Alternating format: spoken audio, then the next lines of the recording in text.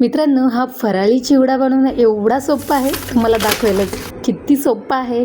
तुम्ही हे बघूनच कधीच दुकानातून आणणार नाही. चला तर मग याची मी रेसिपी दाखवते. तर याच्यासाठी मी इथे 4 बटाटे घेतलेले आहेत. बटाटे शक्यतो नवीनच वापरा. आणि बटाटे असे सोलून घेतलेले आहेत. सोलून घेतल्यानंतर त्यांना स्वच्छ पाण्याने धुवून घ्यायचे आहेत.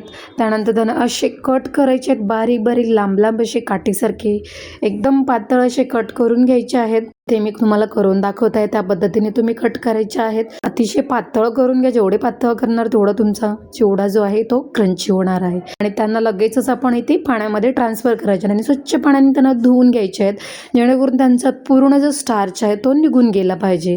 इथे अजिबात चिकट नाही राहिलं पाहिजे. पूर्ण स्टार्च आपल्याला घालवायचा आहे. इथे आता धुवून घेतल्यानंतर मी यांना स्वच्छ पाण्यामध्ये भिजत ठेवलेले आहेत. 10 मिनिटं भिजत ठेवायचे आहेत, जेणेकरून पूर्णपणे त्यांचं चिकटपणा निघून जाईल. त्याच्यानंतर मी ते चाळणीमध्ये ट्रान्सफर केले. त्यानंतर लगेच एका स्वच्छ कॉटनच्या कपड्यामध्ये त्यांना असे अंथरून घ्यायचे आहेत आणि त्यांना कॉटनच्याच कपड्याने असे वरनं डॅप करायचं आहे.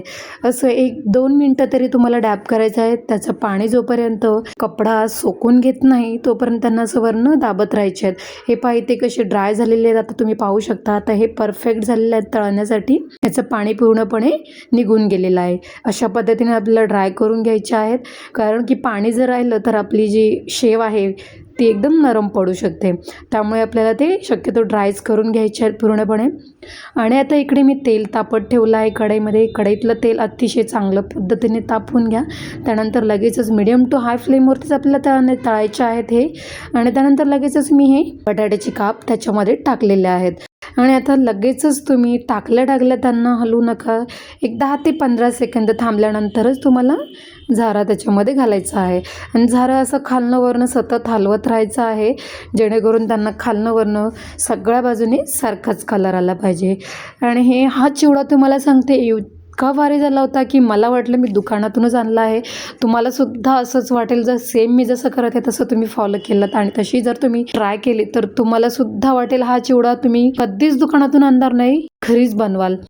खरंच खूप टेस्टी बनला होता. अगदी सेम टू सेम दुकानसारखाच आणि अगदी कमी साहित्यांमध्ये बनतो हा चिवडा आणि एकदम यम्मी लागतो. सुपर क्रिस्पीसुद्धा झाला होता. तर अशा प्रकारे आता ह्याचा माझ्या कलर चेंज झालेला आहे. पहा इथे पाहताय तुम्ही गोल्डन ब्राऊनचा कलर आलेला आहे आणि त्यांना आता कुरकुरीत पण मला जाणवायला लागलं आहे. त्यामुळे मी आता इथे काढून घेतलं आहे चाळणीमध्ये. तर सगळी शेव मी तळून घेतलेली आहे. त्यानंतर मी ते बदामचे काही 10-12 काप घेतलेले आहेत. काजू घेतलेले आहेत 10 ते 12.